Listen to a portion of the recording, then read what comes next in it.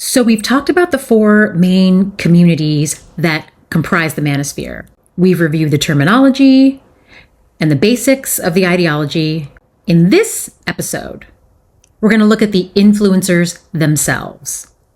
The people who have made this culture mainstream and turned this ideology into an empire of books and podcasts and YouTube channels while healthily padding their bank accounts. When you think of the Manosphere influencers, there are a few guys that immediately come to mind. They're the ones that tend to be the most offensive. They make the most offensive statements. They're the loudest. Their videos are constantly going viral as a result. You see clips of them even before you knew who they were. And their content is still going viral long after their channels have been banned or they've been demonetized. Here are the guys at the top of my list. Myron Gaines and Walter Weeks, co-hosts of the Fresh and Fit podcast, Andrew Tate, the Whatever podcast, and Jordan Peterson. Here's a little highlight reel I made of clips of Myron. He usually does most of the talking. When you leave women to their own devices, they date the best guys that they can get. And that problem's been exacerbated as they become more educated and made more money. So it's left a lot of normal guys out of the realm. They have all the leverage, and a lot of guys are over here courting and dealing with women that quite frankly don't deserve it. Don't simp on women that already get everything given to them. I have no problem with women that want to chase a degree and get educated, whatever it may be. That's fine. But that comes second to your man and your family. At 34 years old as a woman, you've pretty much exhausted most of your value.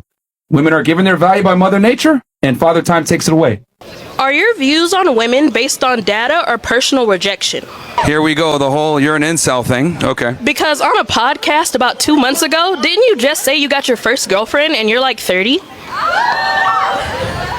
Wow, she really thinks that's a known. Number one, I've had a girlfriend now for a few years, not 2 months. And it's an open relationship. I do what I want, and she's closed on her end. That's embarrassing. If you're in a relationship together, it's the woman's job to obey her man. Why? Why not the other way around? Who says what? You? Well, because women can't lead anything. The only thing they can lead is to the end of the relationship. Well, men and women are not equal. How? We're the ones that give you life. Why is there no respect for that? Well, actually, technically, we put our semen into you, and that's what creates life, not you guys. You guys just incubate. Bro, men should never be cleaning when women are present. Are you incapable of cleaning? No, it's below me. Like, you don't sit there and negotiate with your girl because that implies that you guys are equal, and you are Wait, not. can I ask a question? I'm really curious. So if you go on a date with a girl and she asks you, what kind of marriage do you want with someone in the future? How do you pitch that? Like, how do you pitch your marriage should look like? Is that what you say to them? I tell them you're going to have to share me with 3 others. That's one of the things that people say about me, like, oh, Myron, you're an apologist for white supremacists. I'm like, not necessarily. I'm a free speech absolutist, and I think that if, black people could run around and say black power, I think white people should be able to run around and say white power, because freedom of speech is freedom of speech. You need to make these girls earn that validation. It's got to be to the point where when you compliment her, she's shocked. Oh, I like XYZ. Oh my God, wow, you finally gave me a compliment. Good, you finally earned it. Because these girls almost never earn compliments. So you're going to stick out when you give them a compliment and it's something novel. I'm a big proponent of gender roles, and I don't think men should ever be cleaning or cooking or doing anything with the house. Men are not designed to be loyal. You are not that important, and most importantly, you're replaceable. Because I'm the fucking prize. You need to act as such, and your indifference tells them right there to the face, through your actions, that you are better than her because you're not doing the most to fucking get her, guys. And that is what makes you attractive. You're not going to sit there and let some 21-year-old bitch tell you what to do, or tell you we need to go to this restaurant, or we should do this, or you need to treat me like this. Fuck out of here, bitch. A lot of y'all are shacking up and wifing up girls that have more sexual experience than you.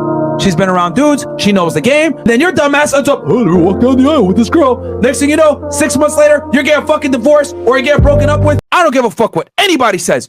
If a girl is your girlfriend, she is your main woman, and she's advertising her body on the internet for other men to look at, that is fucking cheating.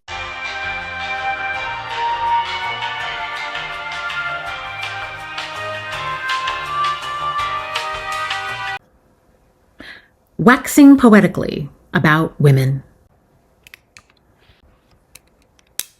For Myron, these clips are actually fairly mild. He has said much worse things than what you just heard. And even though he's not white, he supports white supremacist ideas. He's a white supremacist apologist. By the way, seeing women as just incubators, claiming that it is men that create life by providing the seed, is a very popular talking point in the Manosphere.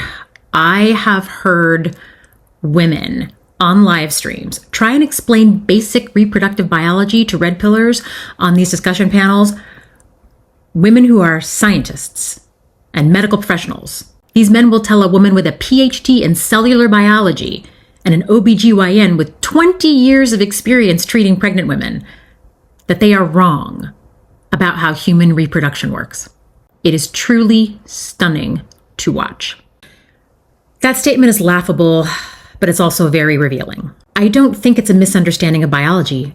Honestly, I and many others believe that it's an expression of what's known as womb envy. Quick context.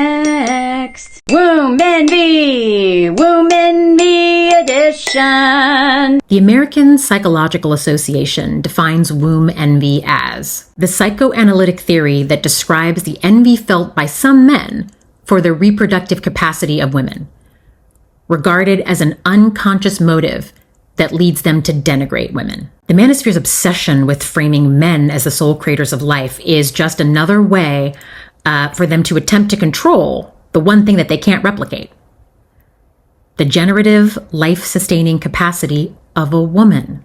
The idea that providing a sperm cell is the equivalent to creating life, that's like saying you built a house because you dropped off a bag of cement. No womb, no life. Period. Without a woman's body, her blood, that so-called seed is just biological potential, not creation, not power. The need to call women incubators is an act of desperation, an attempt to reframe biological dependency as superiority, centering themselves as the life givers in order to mask their own dependence on women's bodies. Because deep down, these men hate that life literally cannot continue without women. They hate that they need us in order to get the babies they want. They hate that this power, a power they fetishize and try to own and control, will never belong to them. So when you hear a man say something like, men create life, what he's really saying is, I'm terrified that I am fundamentally dependent on the very thing I've been taught to devalue: women. What you're hearing is fear. Fear of dependence, fear of irrelevancy, fear of a power they cannot control. And because they cannot control it, they try to claim it. And the louder they shout about their seed, the more obvious this becomes. Now back to our regularly scheduled programming, already in progress. Andrew Tate is the hyper-masculine, wealth-worshipping poster boy for weaponized misogyny. And there's no mystery with regard to what he believes. He states his views plainly. Women belong to men. Men must control women. Crying is weakness, to name a few. Once again, the brand isn't self-improvement. It's domination in designer loafers. I mean, look at this guy. Look at him. He looks like what would happen if the envious, inadequate second son of a narco baron became an influencer. He built an empire. Even after he was banned from most major platforms, his videos continued to pull billions of views, flooding young men's feeds with the message that power and cruelty are the same thing.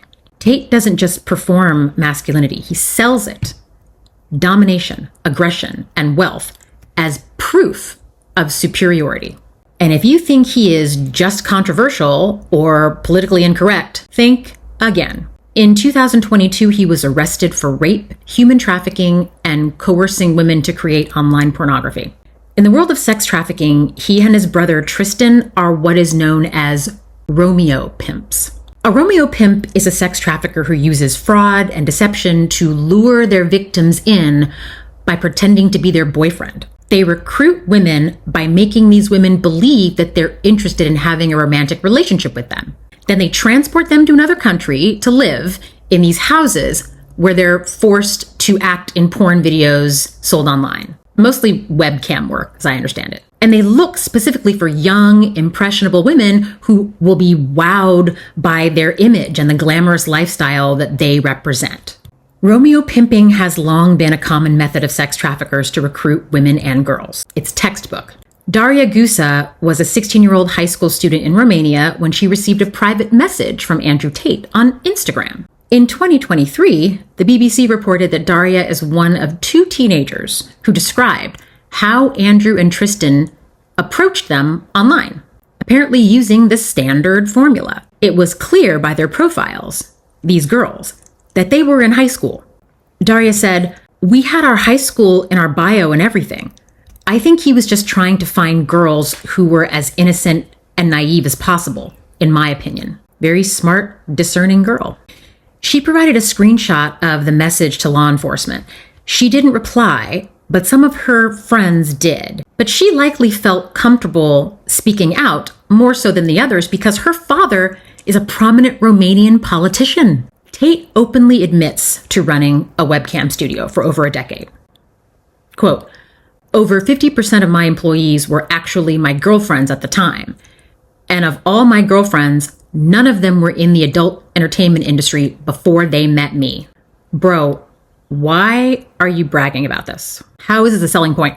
I got all my girlfriends into porn. I mean, nothing against porn. I have no issue with sex workers, but consent is the thing. These women were lured under false pretenses, thinking they were there for a relationship, and they're just working. They're doing webcam work, who knows how many hours a day. He goes on, "My job was to meet a girl, go out on a few dates, sleep with her, get her to fall in love with me, to where she'd do anything I say, and then get her on webcam so we could become rich together." My dude, that is Romeo pimping. He describes the hustle perfectly. And seriously, I wonder exactly how much of that money is going to the webcam girl. I think he's probably keeping most of it, him and his brother.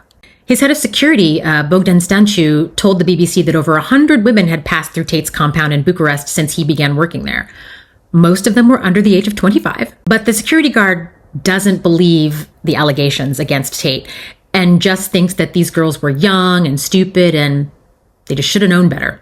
"Yeah, I don't know what to tell you, girls. You should have picked a nicer sex trafficker."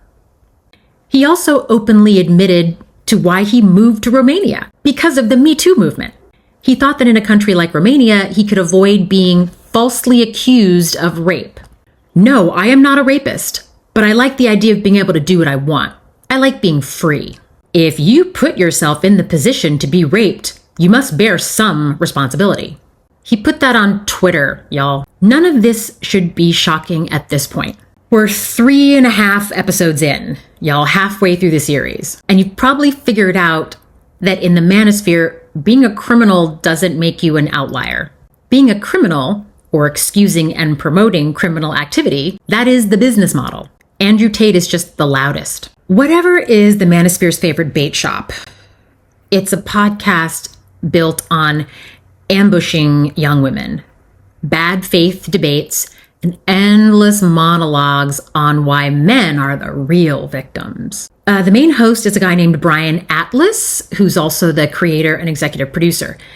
He launched the channel in 2005 as a prank-based channel, later rebranding it into a red pill dating and gender platform. Atlas is known for orchestrating panel discussions featuring young women, often OnlyFans creators or social media influencers, and steering the conversation toward topics like body count, submission, and traditional gender roles to manufacture these clickbaity, confrontational exchanges with male panelists or co-hosts. The Whatever podcast is part of a broader trend of red pill content that blends internet outrage with pseudo-intellectual debates on gender dynamics. Disguised as an open conversation about dating and gender, it's just another red pill content farm. Same talking points, same grievances, same desperate need to repackage male dominance as common sense. Brilliant, yet diabolical strategy. Flood the conversation with so many bad faith arguments and smug interruptions that the truth drowns in the chaos. Whatever is very good at playing to the algorithm. Its high conflict format, constant clipping, and inflammatory sound bites make it ideal for platforms like TikTok and for YouTube Shorts and Instagram Reels. platforms that reward emotional reaction over nuance. And every time a woman stumbles, gets interrupted, or pushes back on misogyny, it's clipped, reposted, and served up with commentary by other red pill creators as proof that women are irrational, entitled, or delusional. It also functions like sort of a hub for manosphere amplification, fueling the ecosystem with daily content that reinforces its core narratives.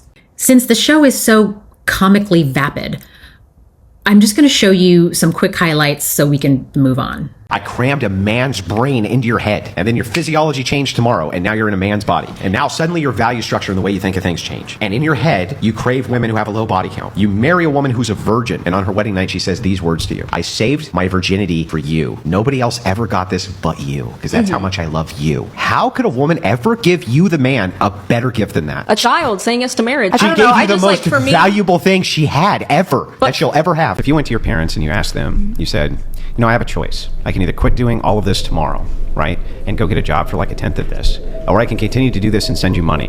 Which one do you think they would ask? My mom would say, absolutely quit. My dad, he'd be like, oh my God, no, why would you ever quit? Your dad would say that? My dad would say that I send money to my dad so that he can be comfortable with like their family. He's a pastor? No, he's not a pastor anymore. They stopped being a pastor when I was like 18. Okay, but he was, and he retained his faith, right? He did. I'm his daughter though. You know, I'm not just some stranger. He's like, you know what, if I want her in my life. Doesn't that make it worse? Like, wouldn't that make it worse? Not. Don't you have to accept your kids for who they are?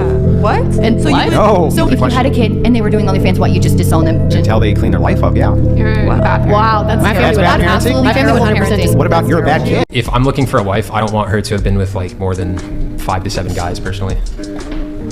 Why are you laughing over there? Yeah, do you guys have? I mean, just I think single it's forever. very I don't know, man. Like, and it's just like I'm so far beyond that, like that far, like that thought, like that just doesn't even cross my mind anymore. What doesn't cross your mind? Like body count or like how many people you've been with, like that is so just not in my range of thought because I'm not thinking about that. I'm thinking of people like as a person and how they are, and I don't care about who they've been with or like what they've done in their past. Is a man less of a man if he can't change a flat tire? Oh gosh. Yeah. Yes, less of a man? No. No? I don't think so. No, but I would want my man to know how to change tires. So he's less of a man then? No. Yeah. Yes? I said yes. So then, for those of you who said yes, is a woman less of a woman if she can't cook a meal? No. No. Yes. No. I'm gonna say no. I'm gonna say yes unless your man likes to cook and you don't know how to cook. Yeah. So okay. I mean, no. Yeah. Absolutely yes. If a woman doesn't know how to cook, she needs to learn how to cook. Ryan, can you change a tire? No, but I can pay somebody who does. There you go. You really can't change a tire? Oh, I got AAA. What are you talking about? Okay, pause. I have to interrupt on the tire changing thing because this comes up a lot. There's nothing quite like being on a TikTok panel with a red pill guy who yells, "Men built the world. Good luck changing a tire without us, ladies." Only to admit 90 seconds later that he has never changed a tire in his life and does not know how. These dudes love to claim credit for an infrastructure they've never touched, skills they do not have, or services they do not provide. Meanwhile, women say the obvious thing. I'll just go to a mechanic. Just like this guy said at the end. Problem solved. It's always fun watching the performative masculinity unravel when you ask them to list a single practical skill they supposedly own by virtue of being male. Yeah, I could be independent. I could live on my own. I could hire a maid. I could hire a cook. I could just whatever, you know. I don't want to be independent. I want to be dependent on my wife. I love my wife. I want to make a vow that I'm going to stay with my wife forever and have a nice big family. And I don't want to be separated at all. I want to be one flesh with my wife. If I didn't want to do that, if I wanted to just be on my own but have someone to mitigate the loneliness and occasionally sleep with, why get married at all? When I say the word religion, you can dispute the word. You can say, okay, I don't follow a religion, but you still follow a worldview. Your view, the way that you look at the world, the prism in which you're guided, is informed by your Christian worldview. This is how you know what's right, what's wrong, what's, you know, correct behavior, incorrect behavior, how you're supposed to live your life, how you're not supposed to live your life, right? Are you drinking that beer? Do you have a Christian worldview? Yeah. Okay. And? That contradicts it. No, it doesn't. Drinking a beer contradicts Christianity? Yeah. Really? Alcohol, spirits, stay away from spirits. Have you ever heard of something called the Last Supper? Yeah. What did they drink? Wine. Gotcha, bitch. Society kind of teaches men to like value youth, yeah, and There's a biological basis for that?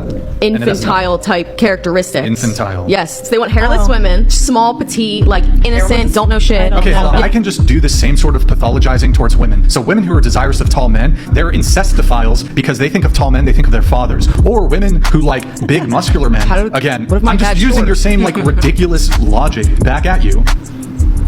Like I said, I was a nurse for 13 years. I was a neonatal ICU nurse. I was the good girl that you guys love up until 35. Nurses are red flags, to be honest. Okay, that's fine. That's a red flag for you. It's a projection. But I was a nurse. It's okay, what is it, like studied red flag? Sorry, I didn't mean to cut you off, but I did actually have a study for nurses. I thought you might find it interesting. So it is true that nurses do not have more sexual contacts than women not working their profession. Point for you, right? Mm-hmm. But more often betray their partners, up to 25% more often. Yep. They have far more oral sex, 70% to 50%, anal sex, 31% to 18%. They're far more promiscuous across the board. Okay, I've never cheated on somebody actually. And we understand you may not have. We're just looking at why nurses would be a red flag or not. Okay, I get that. Run, bitch! Run! Wait, did he say nurses? Nurses are a red flag now? I'm sitting here as a man telling you, most men don't give a fuck about your experiences, most of which involve trauma and baggage. You've got more dick, you've been through more dick, you fuck more guys, you have more bodies, maybe you picked up a couple STDs. Articulate the actual experience that would make me more attracted to a girl.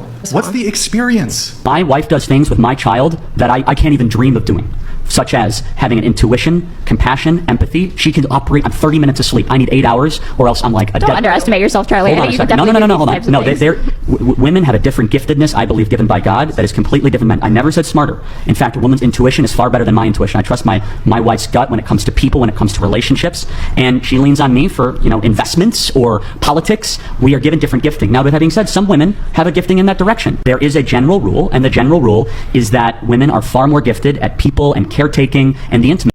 So that was Charlie Kirk on the show admitting that he is completely helpless and doesn't know how to care for his own children. Fun! This is insane to me. Follow the logic here, because I've heard Chris Williamson say something very similar. I found this quote from him. The dad is a spare part for the first few years. A core red pill trope is that single moms are destroying society and fathers are essential. Then in the same breath, they'll say, well, the dad is just a spare part for the first few years. Useless, helpless, biologically outmatched by our powerful maternal instincts. So which is it, sir? Are fathers vital, or are they just background noise until the kid is old enough to throw a football? You can't preach about the necessity of men and then turn around and say that they're functionally irrelevant during the hardest years of parenting, when their children are the most helpless and require the most care. If men are this useless when women need them the most, what is even the point of them being there? I'm pretty sure that 90% of the women they have on this show are OnlyFans models. And like I said, got nothing against sex workers of any stripe, but it seems like they just invite them on the show to humiliate and shame them, so they can point to them and say, see, all women are whores. Next up is Jordan Peterson. Many will argue that Tate and Peterson are totally different people. One is a vile sex trafficker, and the other is a harmless academic. I disagree. I believe that Jordan Peterson is just as dangerous as Andrew Tate. Very few people can function effectively without an intimate relationship. That's because you don't have anybody who's monitoring you over the medium to long run if you don't have an intimate relationship. And so how can you organize yourself intelligibly and sanely without the medium to long-term orientation? You just can't do it. And how can you tell if you're being a civilized human being if you're not bouncing your behavior off someone really close to you continually? You can't. That's right. You need the intimate relationship. You need the family, parents and siblings, children, for the same reason. There are bad men. They're really bad. And they're a minority of the population. And they tear their way through overly agreeable populations. And to keep them from dominating, you need good men who are also capable of being quite terrible. And so that appears to be the conundrum that women face when they're choosing male partners. I believe that societies function better when the individual is the essential unit of analysis or identity. But then, and I do believe that's true, and so I don't like ethnic categorizations or racial categorizations or sexual categorizations. I think merit itself and ability are independent of those fundamentally, but even more particularly, if you start identifying people in terms of their group membership, you get pathological attributions like group guilt or group privilege for that matter, and that doesn't go anywhere good. I want you to listen carefully to this, and I'm going to play it again, but what he's doing here is he's denying systemic oppression. He's denying the existence of patriarchy, misogyny, white supremacy, homophobia, colonialism, all these things. And this is the fundamental difference between leftist thinking and right-wing conservative fascist thinking. Conservatives believe that everything's a meritocracy, and they don't acknowledge privilege or systemic oppression. So if your dreams don't come true, or if you're poor, it's your fault. And there's no such thing as discrimination against a group, against a class of persons. So he's denying the fact that non-white people, women, indigenous people, etc., experience any kind of systemic oppression simply because they are a member of that group. Listen again, very carefully. I believe that societies function better when the individual is the essential unit of analysis or identity.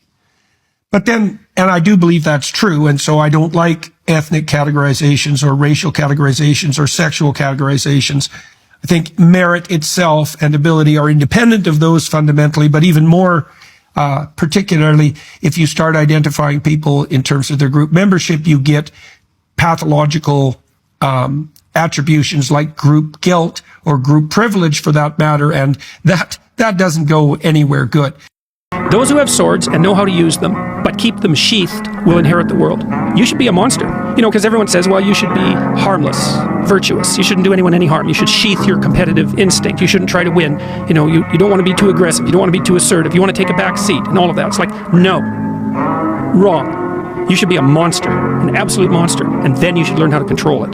The rising attractiveness of figures like Andrew Tate speaks to the danger of demoralizing young men. Because if you demoralize young men, you make, what would you say, charismatic bad men become much more attractive.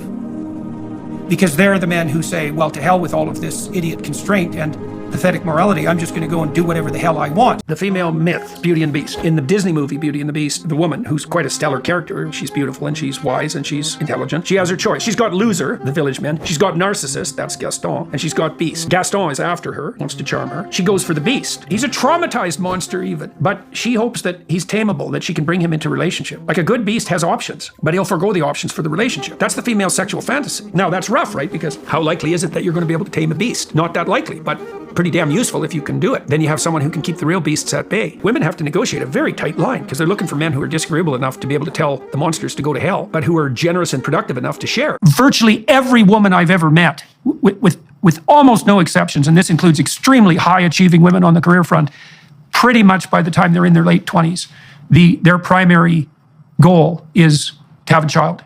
It's an extremely rare woman who goes through her entire young life without being seized by the desire to have a child. My idea of the patriarchy, which is a system of male dominance of society. Yeah, but that's not my sense of the patriarchy. So what's yours? Well, in what sense is our society male-dominated? The fact that the vast majority of wealth is owned by men, the vast majority of capital is owned by men. Women do more unpaid labour. A very tiny proportion of men, and a huge proportion of people who are seriously disaffected are men. Most people in prison are men. Most victims of violent crime are men. Most people who die in wars are men. Once again, very tired argument. The excuse always given as to why there's no male privilege is because, well, men are the ones that are filling up the prisons, and men are the ones that are going to war, and, you know, men are the ones that are committing suicide, and men are the ones that aren't doing well in school. Why is that? Men aren't doing well in school because for the first time they finally had to compete on an even scale with women. How you perform well in school, the cooperation, the being able to sit still that people claim that boys aren't good at. These are things that women and girls are socialized to do. But school's always been this way. The reason you're failing is because you just never had to compete with women. You're dealing with a reckoning of the unearned privileges you've always had, but that are slipping away now. And why are more men in prison than women? Because of their impulse control. And it's not their testosterone, as we'll cover in this series. It's the fact that they live in a world where they're socialized, where they're not expected to develop impulse control. They're told, no, boys will be boys. You know, men are inherently violent. What are you going to do? All the problems he mentioned that men are suffering from, all the areas that men are suffering, patriarchy is the cause of all of those things. You see how this guy is, it's insidious, right? Like, if for a non-critical ear, if you're not really listening really closely to what he's saying, you will actually think he makes sense. But no, he's a piece of shit. He's just like Andrew Tate. He holds the same values as Andrew Tate. He's just nicer about it. Most women in this generation aren't masculine. They are just surrounded by feminine men who trigger their survival instincts. We know that couples who live together are more likely to get divorced rather than less. We know that the probability of cheating is proportionate to the number of partners before the marriage or the committed relationship. Really? Well, partly that's just self-evidence. Like the best predictor of future behavior is past behavior. Right. So if you had a lot of partners, you're the sort of person who's likely to have a lot of partners. The thing that makes men, by default, most attractive to women is their comparative success in the hierarchy of men. It's a walloping predictor. Well, these women that I'm talking about, they were often alone. Why? Well, they're beautiful. So that intimidated 90% of men right there. They're smart. So that's another 90% of the remaining 10%. They're accomplished and wealthy.